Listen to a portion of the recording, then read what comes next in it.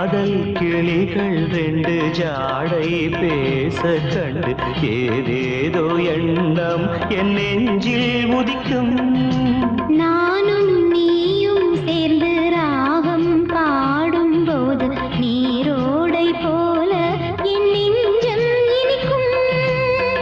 இனிய பருவமுள்ள இளங்குயிலே, இனிய பருவமுள்ள இளங்குயிலே, ஏனினும் தாமதம் மன்மத காவியம் என்னுடன் எழுது. நானும் எழுதிட இளமையும் துடிக்குது, நாணம் அதை வந்து இடையினில் தடுக்குது.